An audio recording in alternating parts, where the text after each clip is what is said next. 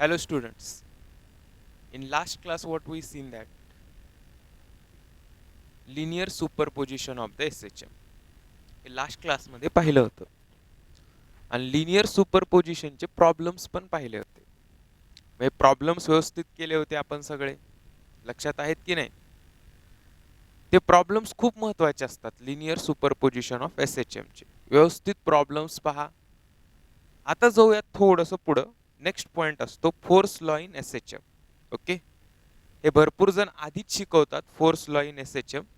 हा आपण थोडंसं उशिरा शिकवतो. प्रत्येकाची स्टाईल वेगवेगळी असते. आता पाहूयात force law in SHM. Simple harmonic motion. सियर. नेक्स्ट पॉइंट पाहायचं फोर्स लॉ इन SHM. आता बघा नेमकं what is this force law. See here ही SHM आहे. SHM मध्ये consider this is the mean position. Mean position पासून पार्टिकल कुठं चाललाय extreme position. Okay. when particle goes from mean position to extreme position. Okay. one force developed in it. एक force त्याच्यामध्ये develop होत असतो. Okay. And that force brings back this particle towards mean position.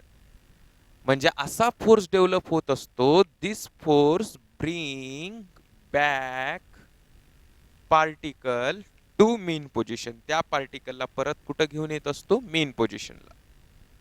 मग हा जो force आहे या फोर्सला कोणता फोर्स म्हणत असतात? Restoring force. आणि restoring force directly proportional to कुणाला असतो? डिस्प्लेसमेंटला. मग ऑब्विसली बघा फोर्स कुठं आहे? फोर्सची जी डायरेक्शन असते ती फोर्सची डायरेक्शन असते टुवर्ड्स द मीन पोझिशन. आणि डिस्प्लेसमेंटची डायरेक्शन काय असते रे पोरांनो? सगळ्यांना माहित आहे, अवे फ्रॉम मीन पोझिशन. मग दोघांची डायरेक्शन अपोजिट असते म्हणून साइन काय लिहित असतात? Negative. and this negative sign indicate that restoring force and displacement are in opposite direction. नीट बघा काय आहे ते. when particle goes away from the mean position, म्हणजे जेव्हा पार्टिकल मीन पोझिशनच्या कुठं जात असतो? अवे जात असतो. when it goes away from the mean position, then force is developed in the SHM. that force brings back particle to the mean position. म्हणजे ज्या वेळेस मीन पोझिशन पासून पार्टिकल अवे जात असतो त्या पार्टिकलला परत मीन पोझिशनला घेऊन येण्याचं काम जो फोर्स करत असतो त्याच फोर्सला कोणता फोर्स म्हणत असतात? Restoring force. And that restoring force is directly proportional to displacement. मग आता इथं साइन काय लिहित असतात? Minus. Minus sign. Why minus sign? Because minus sign indicate restoring force and displacement are in opposite direction. So restoring force कुठं असतो? Towards the mean position. आणि displacement कुठं असते? Away from mean position. Direction opposite म्हणून negative sign. मग बघा restoring force is equals to, मला काय लिहिता येईल? Restoring force is equals to, proportionality काढून कॉन्स्टंट लिहितात. कॉन्स्टंट काय असतो? के. कॉन्स्टंट काय असतो? K. So K is called as, ह्या केलाच कोणता कॉन्स्टंट म्हणत असतात? Force constant. Mind it, K म्हणजेच काय असतो? Force constant. ओके. मग हा झाला रिस्टोरिंग फोर्सचा formula. Restoring force is equals to minus K Y. But this K have the value. K ला एक कॉन्स्टंट व्हॅल्यू असते. के ला कोणती कॉन्स्टंट व्हॅल्यू असते? M into omega square.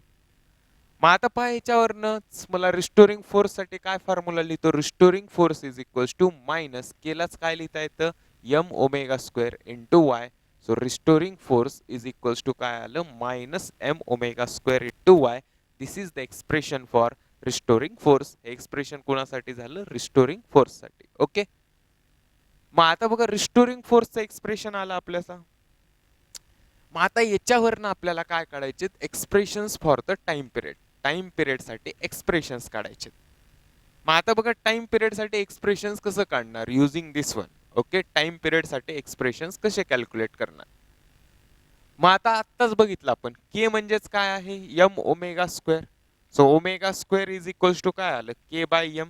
Square root घेऊयात. सो हे काय आलं? Under root k by m. But you know that omega म्हणजेच काय असतं? 2 pi by time period. So time period इकडे आलं. So time period is equals to काय आलं? 2 pi under root m by k. This is the most important expression for time period. हे time पिरियडसाठी एक मोस्ट इम्पॉर्टंट एक्सप्रेशन झालं. Time period is equals to 2 pi under root m by k. M means what? Mass of the particle. आणि k म्हणजे काय असेल? K already लिहिलंय आपण, force constant. Mind it, m म्हणजे काय असेल, mass of the particle. Okay. मग आता बघा ह्याच्यानंतर आणखी पण आपल्याला एक्सप्रेशन्स पाहता येतात टाइम पिरियड साठी. मग टाइम पिरियड ऑफ एसएचएम मध्ये ऍक्सलरेशनचं इक्वेशन असतं, आठवतंय सर्वांना? ऍक्सलरेशनचं इक्वेशन काय होतं रे पोरांनो? Acceleration is equals to omega square into Y. मग ह्याच्यावरनं ओमेगा स्क्वेअर काय लिहिता येईल रे मला? A by Y. Yes, can I write like this way? Omega square is equals to A by Y. मग ओमेगा इज इक्वल्स टू काय असेल? Under root A by Y. दोन्ही साईडचं काय घेऊयात? Square root. मग omega, what is omega? 2 pi by time period. Time period या साईडला आलं. Time period is equals to 2 pi under root Y by A. Okay. हे कुणासाठी एक्सप्रेशन आलं? टाइम पिरियड साठी. Time period is equals to 2 pi under root displacement upon acceleration. त्याच्यानंतर आणखी एक इक्वेशन असतं, हे सेकंड इक्वेशन झालं. थर्ड इक्वेशन बघा, मी जर रेशो घेतलं ए मॅक्स अपॉन कोणाचा? व्ही मॅक्सचा. मग मॅक्सिमम ऍक्सलरेशन काय असतं? A omega square. What is the V max? Velocity maximum काय असते? A omega. A cancel, omega आणि square cancel. Omega you know that 2 pi by time period. Time पिरियडला इकडे घ्या. सो टाइम पिरियड काय आलं? 2 pi under 2 pi into V max upon V max इकडे आलं, ए max डिनॉमिनेटरला. So time period, what is time period? 2 pi V max upon A max. This is the expression for time period. मग time period साठी बघा expression किती झाले? 1, त्याच्यानंतर हे 2 आणि हे किती झालं? 3rd. ओके. त्याच्यानंतर नेक्स्ट असतं फ्रिक्वेन्सी. मग आता बघा frequency means you know that. What is frequency? Frequency F म्हणजेच काय असतं? 1 बाय टाइम पिरियड. म्हणजे ह्या टाइम पिरियडच्या इक्वेशन्सचा जर इनवर्स केला तर you will get the expression for frequency.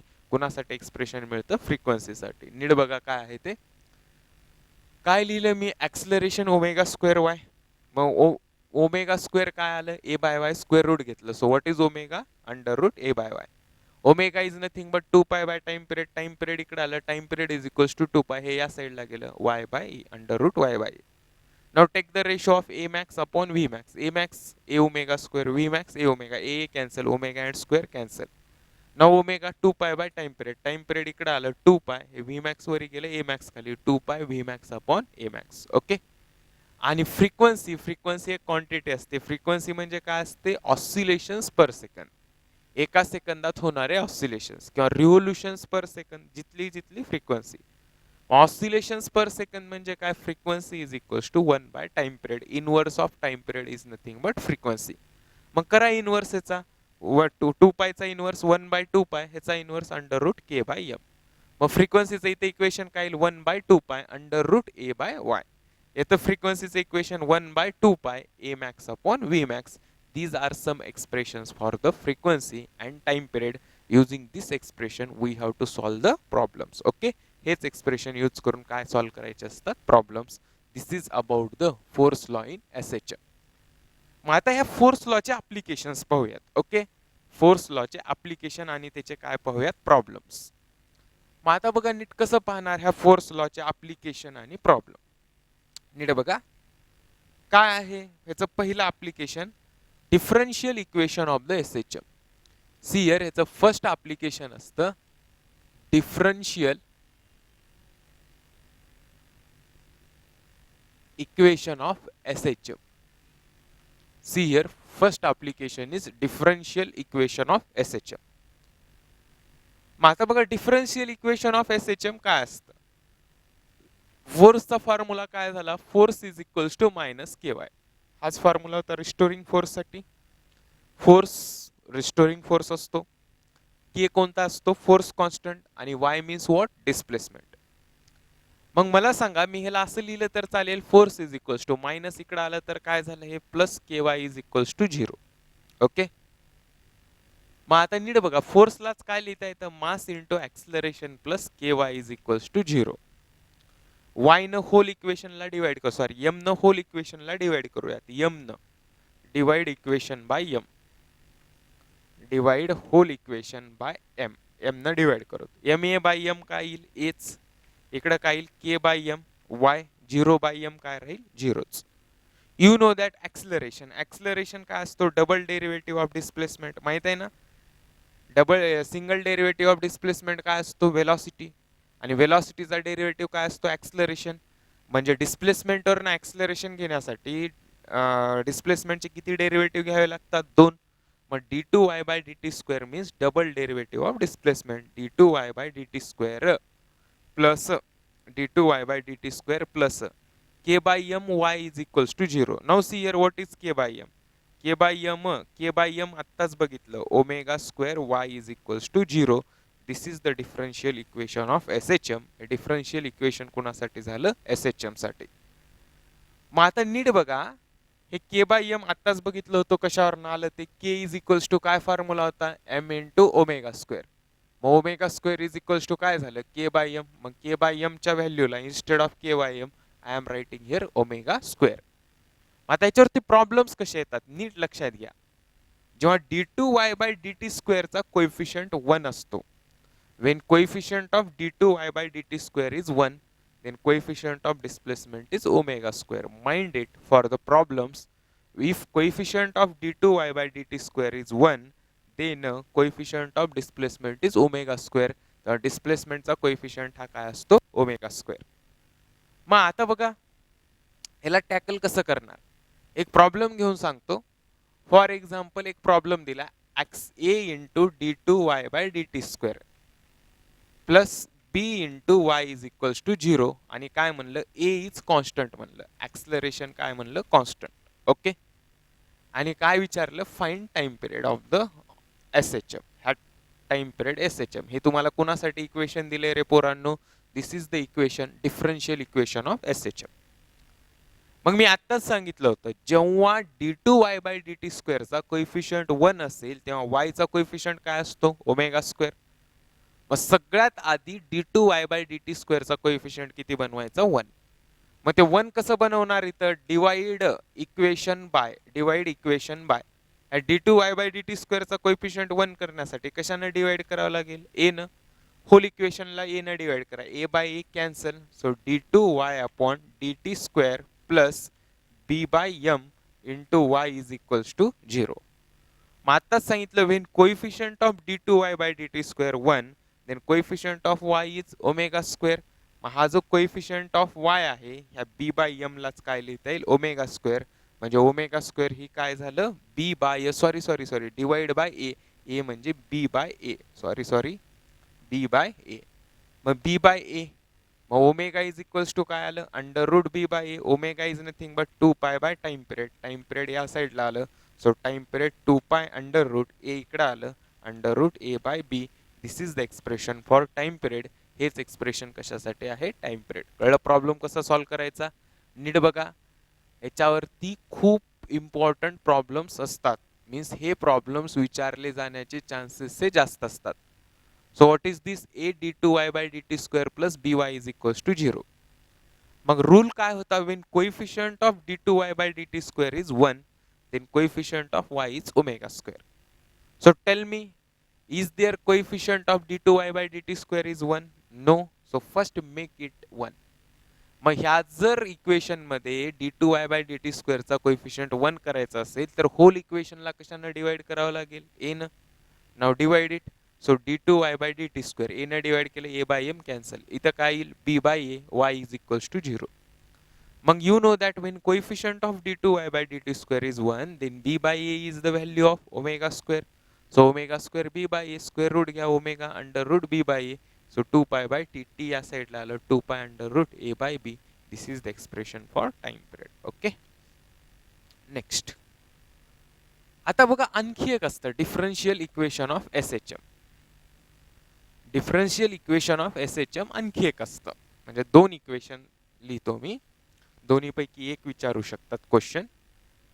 आता नीट बघा, या डिफरन्शियल इक्वेशन मध्ये काय लिहिलं मी? फक्त force is equals to minus k. Force म्हणजे कोणता फोर्स आहे? Restoring force.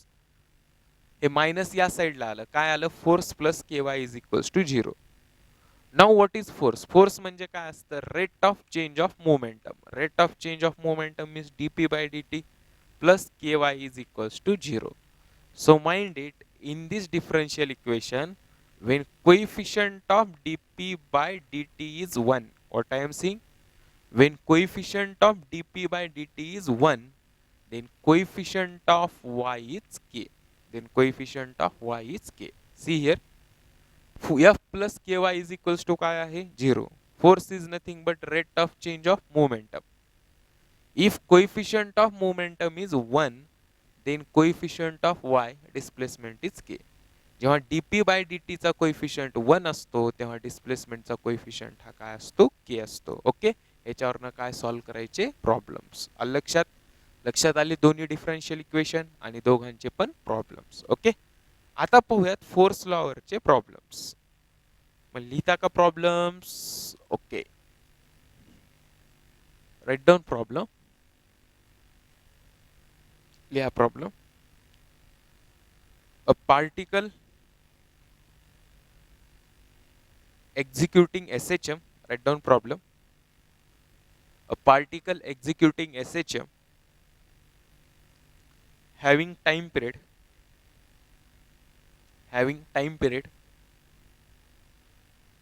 T1 when force F1 is acting at certain displacement. Having time period T1 when force F1 is acting at certain displacement. Full stop. At same displacement,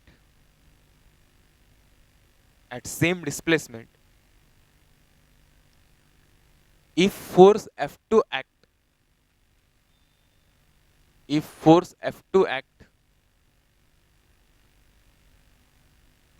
time period becomes T2. At certain displacement, at same displacement,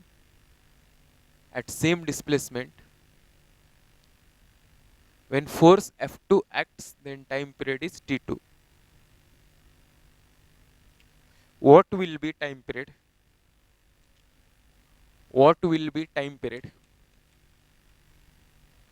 If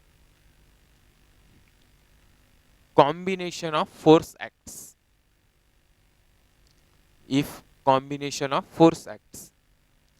पहिले लिहा same direction फोर्सेसचे combinations आहेत. Second लिहा opposite आणि third लिहा perpendicular direction. बघा काय एका certain डिस्प्लेसमेंटला force F1 लागला की टाइम पिरियड काय आहे T1. त्याच डिस्प्लेसमेंटला फोर्स F2 लागला की टाइम पिरियड काय आहे T2. मग what will be time period if combination of force F acts. मग त्याच्यामध्ये पहिलं कॉम्बिनेशन दिलंय सेम डायरेक्शन, दुसरं दिलंय अपोजिट डायरेक्शन, तिसरं दिलंय परपेंडिक्युलर डायरेक्शन. चला पहिलं करूयात सेम डायरेक्शनला रिझल्टंट फोर्स किती असतो रे पोरांनो? F is equals to F1 plus F2. At the same direction resultant force, same डायरेक्शनला resultant force F is equals to काय असतो? F1 plus F2. मग आता नीट लक्षात घ्या, मी F च्या सगळ्या व्हॅल्यू ठेवत बसत नाही. फोर्सचा फॉर्म्युला काय आहे? Force is equals to m omega square into y minus म्हणजे मायनस m ओमेगा स्क्वेअरला काय लिहिता येतं? 4 pi square upon t square into y. मग चला सांगा बरं मला, मास सगळ्या केसमध्ये तिन्ही पण केसमध्ये कॉम्बिनेशन मध्ये F1 मध्ये F2 मध्ये तिन्ही पण वेळेस मास सेम आहे का? यस सेम आहे, म्हणजे मास कॉन्स्टंट आहे. 4 पाय स्क्वेअर हा पण कॉन्स्टंट आहे आणि त्याच डिस्प्लेसमेंट आहेत y पण कॉन्स्टंट आहे, म्हणजे व्हॅरिंग कोण आहे? फक्त टाइम पिरियड. मग write the relation between F and T square. F and T स्क्वेअरचं रिलेशन काय आलं? F बाय टी स्क्वेअर, म्हणजे F ला फक्त कशानं रिप्लेस करायचं? 1 बाय टी स्क्वेअर. ओके, मग चला कॉम्बिनेशन ऑफ फोर्स साठी F फोर्स घेऊयात आणि त्यावेळेसचा टाइम पिरियड किती आहे? T, म्हणजे F ला काय लिहिता येतं? 1 by T square is equals to F1 साठी काय टाइम पिरियड आहे? T1, त्याच्यासाठी फक्त T1 घेऊयात 1 by T1 square plus F2 साठी 1 by T2 square. Now do the cross multiplication. T2 square plus T1 square upon खालती multiplication T1 square T2 square is equals to T 1 by t square. Now take the reciprocal. T square is equals to T1 square T2 square upon T1 square plus T2 square. Now take the square root. T is equals to T1 T2 upon under root T1 square plus T2 square. This is the expression for हेच expression कोणासाठी आलं? Time period साठी. Okay, नीट बघा इकडं. कुणासाठी विचारलं होतं? Combination of forces साठी विचारलं.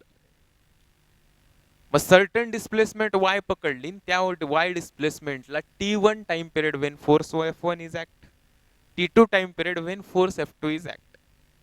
आता instead of F1 F2 F1 F2 चं कॉम्बिनेशन ऍक्ट करायचंय. मग F1 F2 चं कॉम्बिनेशन कसं ऍक्ट करणार? त्यांनीच दिलेत, सेम डायरेक्शन, अपोजिट डायरेक्शन और परपेंडिक्युलर डायरेक्शन. मग याच्यासाठी what we have to calculate, combination साठी काय काढायचा? Time period. मग फर्स्ट केस मध्ये सेम डायरेक्शनला फोर्स काय? F1 plus F2. मग what is F? Minus M omega square y. This is the expression for force. मग minus M omega 2 pi by t, त्याचा square 4 pi square by T square into Y. मग आता बघा, ह्या F साठी एवढं मोठं इक्वेशन ठेवायचं का? Minus m 4 pi square into y by T square. गरज नाही. का गरज नाही? कारण इथं एम 4 पाय स्क्वेअर वाय ह्या तिन्ही पण क्वांटिटी ह्या सगळ्यासाठी फर्स्ट, सेकंड अँड थर्ड केस साठी काय आहेत? सेम. ठेवल्या तरी ते काय होणार आहेत? कॅन्सल. फक्त व्हॅरिंग कोण आहे? Time period. म्हणून आपले एफर्ट्स वाचवण्यासाठी मी फक्त f inversely proportional to t square, f साठी फक्त काय ठेवतो? 1 बाय टी स्क्वेअर. एफ म्हणजे काय आहे? Net force 1 by T square is equals to F1 काय आहे? F1 साठी time period T1 1 by T1 square plus F2 साठी 1 by T2 square. Now do the cross multiplication, T2 square plus T1 square upon डिनॉमिनेटरला multiplication T1 square T2 square. Now take the reciprocal, T square equals to T1 square T2 square upon खालती addition T1 square plus T2 square. Now take the square root T स्क्वेअरचं T, T1 square T2 स्क्वेअरचं T1 T2 upon under root T1 square plus T2 square. This is the expression for time period. Expression कुणासाठी आलं? Time period साठी. आता चला second कुणासाठी करूयात? Opposite direction.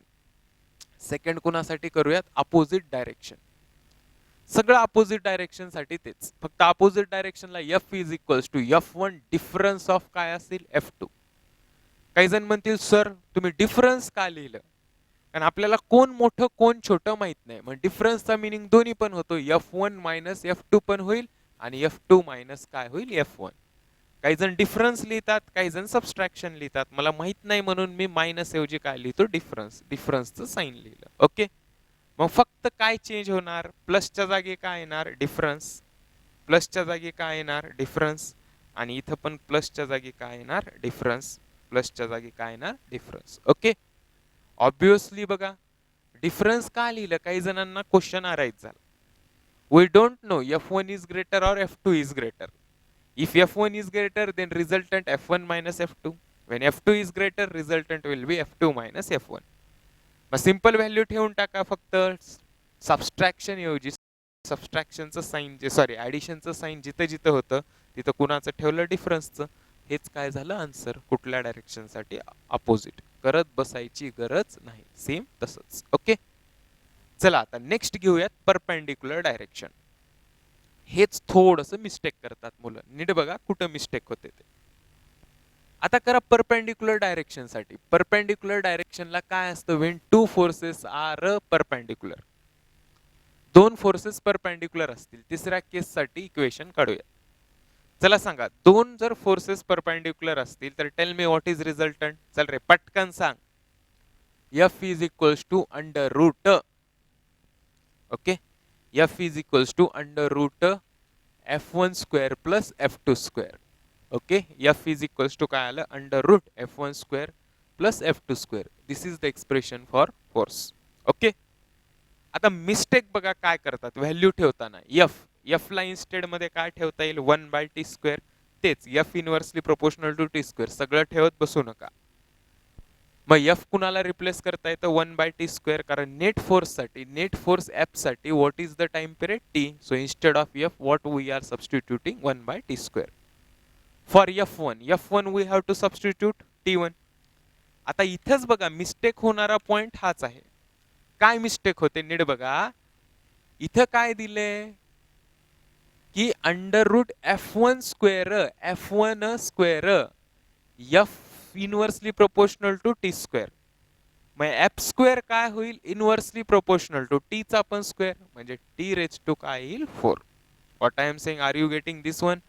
म्हणजेच काय होईल हे? F square inversely proportional to 1 by t raise to 4. मग F1 स्क्वेअर साठी काय लिहावं लागेल? 1 by T1 raise to 4 plus 1 by F2 साठी T2 raise to 4. Okay. Now do this multiplication. 1 by t square is equals to under root cross multiplication करा t2 raised to 4 plus t1 raised to 4 upon t1 raised to 4 t2 raised to 4 हे कुणासाठी expression आलं 1 by t square साठी.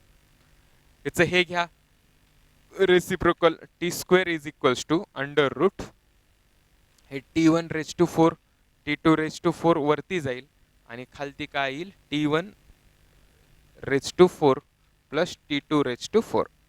परत एकदा square root घ्या. So T is equals to हे square root म्हणजे काय मी स्क्वेअर रूट काढतो रेज टू पॉवर काय घेतो 1/2. स्क्वेअर रूट काढून रेज टू पॉवर काय घेतो 1/2. परत एकदा आणखी रेज टू पॉवर 1 घ्या म्हणजे आणखी एक रेज टू पॉवर 1 घेतलं की हे काय येईल expression plus T2 raise to 4 whole raise to power 1/4 कारण 1/2 रेज टू 1/2 2 into 2 काय येईल 4. सो काय येईल answer T equals to T1 raise to 4 T2 raise to 4 upon T1 raise to 4 T2 raise to 4 whole raise to 1/4. This is the answer. बघा इकडे ही तिसरीच condition wrong होण्याचे जास्त chances असतात. काय आहे perpendicular direction. Tell me if two forces are in the perpendicular direction what is resultant under root F1 square plus F2 square. मग F is equals to काय असतं minus M omega square into y minus M omega square 4 pi square by T square into Y. मग हे M 4 pi square Y constant आहे फक्त varying t आहे म्हणून f inversely proportional to t square. मग f square लिहिलं तर inversely proportional to t स्क्वेअरचा स्क्वेअर करावा लागेल. स्क्वेअरचा स्क्वेअर किती होईल रेज टू पॉवर 4 ठेवून टाका. एफ साठी 1 by T square 1 by T square F1 square साठी 1 by T1 raise to 4 1 by T1 raise to 4. Similarly F2 साठी 1 by T2 raise to 4. Cross multiplication T2 raise to 4 plus T1 raise to 4 upon multiplication डिनॉमिनेटरला T1 raise to 4 T2 raise to 4. त्याच्यानंतर next reciprocal घेतला t square वरती गेलं म्हणजेच T1 raise to 4 T2 raise to 4 T1 raise to 4 plus this one square root ऐवजी raise to power 1/2 परत T square आहे. परत एकदा स्क्वेअर रूट घ्या 1/2 चं square root raise to power 1/2 2 into 2 4 म्हणजे टी काय आलं T1 raise to 4 T2 raise to 4 upon T1 raise to 4 plus T2 raise to 4 raise to 1/4. This is the answer. Okay. Double star करून ठेवा ह्या third कंडिशनला कारण हेच wrong होण्याचे चान्सेस असतात. ओके. नेक्स्ट झालं. ओके.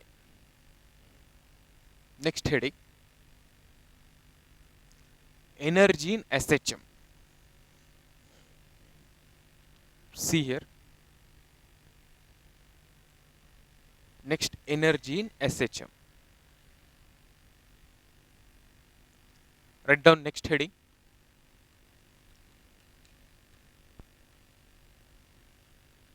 Energy in SHM. पुढचं हेडिंग आहे एनर्जी इन SHM.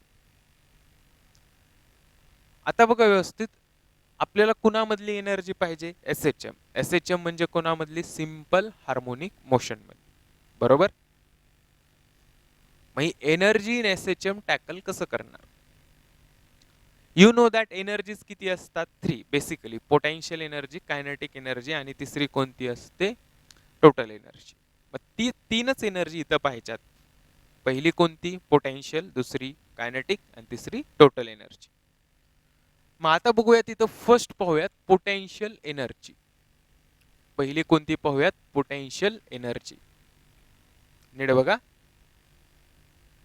मग पोटेन्शियल एनर्जी काय असते व्यवस्थित सांगतो व्यवस्थित ऐका. काय आहे ही मीन पोझिशन आणि ही काय आहे एक्स्ट्रीम पोझिशन बरोबर. मग मला सांगा एखादा पार्टिकल आहे ह्या पार्टिकलचं मास काय आहे m. ओके. तो अवे चाललाय अवे जाताना डिस्प्लेसमेंट काय असते y आणि टुवर्ड्स द मीन पोझिशन कोणता फोर्स असतो रिस्टोरिंग फोर्स. मग you know that restoring force directly proportional to कुणाला असतो डिस्प्लेसमेंटला. म्हणजे as a displacement changes restoring force पण काय होत असतो चेंज. डिस्प्लेसमेंट चेंज झाली की रिस्टोरिंग फोर्स पण चेंज. म्हणजे प्रत्येक पोझिशनचा फोर्स हा काय असतो different. What I am saying, प्रत्येक पोझिशनचा फोर्स हा काय असतो, डिफरंट असतो. मग प्रत्येक पोझिशनचा फोर्स हा डिफरंट असल्यामुळे जे काही वर्क डन होत असतं, जे काही वर्क डन होत असतं, ते वर्क डन जे असतं ते work done store in the form of, store in form of, कुणाच्या फॉर्म मध्ये स्टोर होत असतं, पोटेन्शियल एनर्जीच्या. समजा पार्टिकलला 0 पासून इथपर्यंत यायचंय आणि ही डिस्प्लेसमेंट 0 पासून इथपर्यंत काय पकडूयात, y. इथून इथपर्यंत पार्टिकलला यायचंय. मग पार्टिकलला इथून इथपर्यंत येताना अगेन्स्ट द फोर्स यावं लागायले, आणि अगेन्स्ट द फोर्स यायले म्हणजेच इथं काय क्रिएट होणार आहे, वर्क डन. आणि वर्क डन जिथं क्रिएट होत असतं ते वर्क डन कोणाच्या फॉर्म मध्ये स्टोर होत असतं, पोटेन्शियल एनर्जी. मग वर्क डनचा डायरेक्ट फॉर्म्युला असतो, work done is equals to काय फॉर्म्युला असतो, सगळ्यांना माहित आहे, फोर्स इंटू डिस्प्लेसमेंट. वर्क डनचा फॉर्म्युला डायरेक्ट असतो, work done is equals to force into displacement. हाच असतो वर्क डनचा फॉर्म्युला. अरे yes or no, yes sir, हाच असतो. मग काय डायरेक्ट फोर्सची व्हॅल्यू ठेवली, फोर्सची व्हॅल्यू काय आहे, आत्ताच बघितलं आपण, फोर्सची व्हॅल्यू काय असते, minus M into omega square. हीच व्हॅल्यू असते का फोर्सची, minus M omega square Y into Y. हे असं जर केलं तर तुमचा आन्सर येईल का, हेच पोटेन्शियल एनर्जी किंवा ह्यालाच वर्क डन म्हणता येईल का, अजिबात म्हणता येणार नाही. ओके, का अजिबात म्हणता येणार नाही, कारण इथं प्रत्येक पॉइंटचा फोर्स काय आहे, डिफरंट. मग प्रत्येक पॉइंटचा फोर्स डिफरंट असल्यामुळं हे वर्क डन कॅल्क्युलेट काय करावं लागतं, युजिंग इंटिग्रेशन. मग कसं यूज करणार बघा, एखादा पार्टिकल मीन पोझिशनला आहे, त्याला इथून कुठं जायचंय, इथपर्यंत यायचंय. इथपर्यंत म्हणजे किती डिस्प्लेसमेंट पर्यंत यायचंय, वाय डिस्प्लेसमेंट पर्यंत यायचंय. ओके, मग याच्यासाठी काय करावं लागतं, एक स्मॉल डिस्प्लेसमेंट कन्सिडर करायची. स्मॉल डिस्प्लेसमेंट काय कन्सिडर करायची, dy. मीन पोझिशनला डिस्प्लेसमेंट किती असते, 0. म्हणजे स्मॉल डिस्प्लेसमेंट करण्यासाठी वर्क डन काय लागेल, dw. dw is equals to integration of force into displacement किती आहे, dy. So integration of what is force, फोर्सचा फॉर्म्युला काय असतो, minus K into y into d y. This is the expression of force. हे कुणासाठी झालं, फोर्ससाठी, minus K Y. आणि हे काय झालं, dw. चला इंटिग्रेशन घ्या दोन्ही साईडचं. मग लिमिट्स कसं ठेवणार, आपल्याला इनिशियल डिस्प्लेसमेंट किती आहे, 0. फायनल डिस्प्लेसमेंट किती आहे, y. dw चं integration y minus K as it is. चला, y चं इंटिग्रेशन dy च्या रिस्पेक्ट मध्ये काय, y square by 2. Lower limit 0, upper limit 2. So what is work done, work done is equals to, ते negative sign सोडून देऊयात, फक्त सध्या एवढंच पाहूयात, 1/2 हे के इंटू, हे काय झालं, आधी अप्पर लिमिट ठेवा Y square, minus lower limit ठेवायची गरज नाही, ते काय झालं 0. म्हणजे वर्क डन काय झालं, minus half K Y square. This is the work done. मग हेच वर्क डन कुणाच्या फॉर्म मध्ये स्टोअर होतं, पोटेन्शियल एनर्जी. पोटेन्शियल एनर्जीचं ठेवून टाका, 1/2 इंटू के म्हणजेच काय, m into omega square y square. This is the expression for, expression कुणाचं फॉर्म मध्ये झालं, पोटेन्शियल एनर्जीचं, इन द फॉर्म ऑफ, कुणाच्या फॉर्म मध्ये झालं, डिस्प्लेसमेंटच्या. म्हणजे potential energy half M omega square y square. This is the expression for potential energy in the form of displacement. मग नीट बघा आता, y ची व्हॅल्यू काय असते, a sine of omega t. मग पोटेन्शियल एनर्जी काय असते, 1/2 into m into omega square. y काय, a sine omega t. Substitute करा, सो काय आलं, हे a square sine square omega T. हे कुणाचं फंक्शन झालं, टाइमचं. म्हणजे this is the also expression for potential energy in the form of time, and this is the also expression for potential energy in the form of displacement. दोन्ही इक्वेशनला व्यवस्थित लिहून ठेवा. Potential एनर्जीचं हे इक्वेशन झालं डिस्प्लेसमेंटच्या फॉर्म मधलं, आणि हे इक्वेशन झालं पोटेन्शियल एनर्जीचं कुणाच्या फॉर्म मधलं, टाइमच्या. हाफ एम ओमेगा स्क्वेअर ए square sine square omega T. हे कुणाच्या फॉर्म मधलं झालं, टाइम. नीट आहे का, पोटेन्शियल एनर्जीचं एक्सप्रेशन डिराईव्ह कसं केलं. ओके,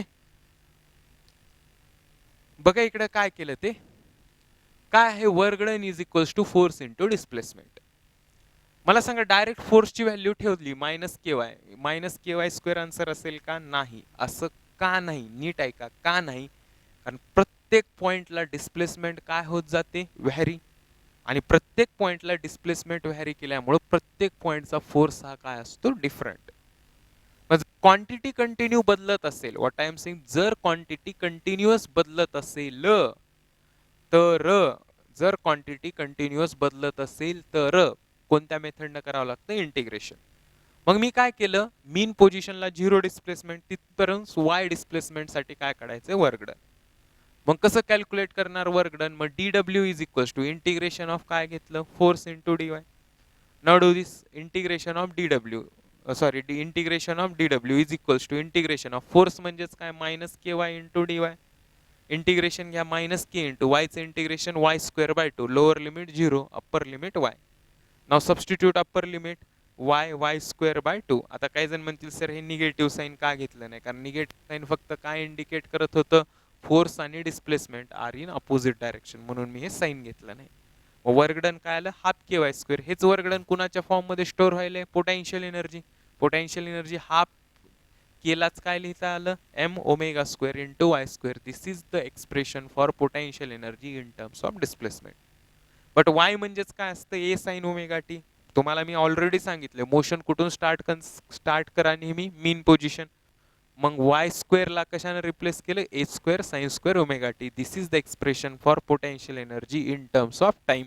हे पोटेन्शियल एनर्जीचं एक्सप्रेशन कुणाच्या फॉर्म मध्ये झालं, टाइमच्या. ओके, ठीक आहे.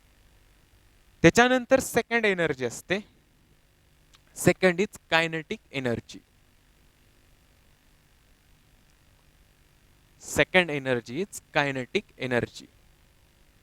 ओके, हे असंच ठेवतो मी, पोटेन्शियल एनर्जीचे इक्वेशन्स. हे पोटेन्शियल एनर्जीचे इक्वेशन्स. दुसरं असेल कायनेटिक एनर्जी. चला पटकन सांगा, कायनेटिक एनर्जीचा काय फॉर्म्युला असतो, half m into V square. वेलॉसिटीचा formula you know that, omega under root a square minus Y square. Substitute करा, k is equals to 1/2 M into V square omega square, square रूटचा square काय येईल, a square minus Y square. This is the expression for kinetic energy. हे expression कुणासाठी, kinetic एनर्जीसाठी. मग मला सांगा, हे कायनेटिक एनर्जी कुणाच्या फॉर्म मध्ये आहे, डिस्प्लेसमेंट. म्हणजे this is the expression of kinetic energy in terms of displacement. हे कुणाच्या फॉर्म मध्ये झालं, डिस्प्लेसमेंटच्या. मग त्याच्यानंतर नेक्स्ट आणखी व्हेलॉसिटीचा फॉर्म्युला काय असतो, you know that, what is the velocity, A omega cos omega T. हे कुणाच्या फॉर्म मध्ये असतो, टाइमच्या. सबस्टिट्यूट करा, so kinetic energy is equals to 1/2 M into V square A square omega square cos square omega T. This is the expression for kinetic energy. हे kinetic एनर्जीचं कशाच्या form मध्ये झालं, टाइमच्या. नीट बघा, kinetic energy half M V square, velocity omega under root a square minus Y square. So 1/2 M into V square, व्हीचं omega under root a square minus Y square, त्याचा square omega square, under root आणि square cancel, a square minus Y square. This is the expression for kinetic energy in terms of displacement. मग velocity is equals to a omega cos omega t. So kinetic energy half M V square, v a omega cos omega t. So A square omega square cos square omega T. This is the expression for time. हे टाइमचं expression in terms of कोणासाठी, in terms of काय झालं, kinetic energy. This is the kinetic energy function of a time. This is the kinetic energy function of the displacement. This is the potential energy. ही कोणती energy झाली, potential energy, displacement, potential energy, time. मग तिसरी पाहूया, total energy. See here, third one is total energy. You know that what is total energy, potential plus kinetic. What is potential, मी एकच expression घेतो डिस्प्लेसमेंटच्या फॉर्म मधलं, काय आहे, half M omega square plus Y square, m omega square y square, plus kinetic एनर्जीचं काय आहे, हाफ एम ओमेगा स्क्वेअर ए स्क्वेअर मायनस वाय स्क्वेअर.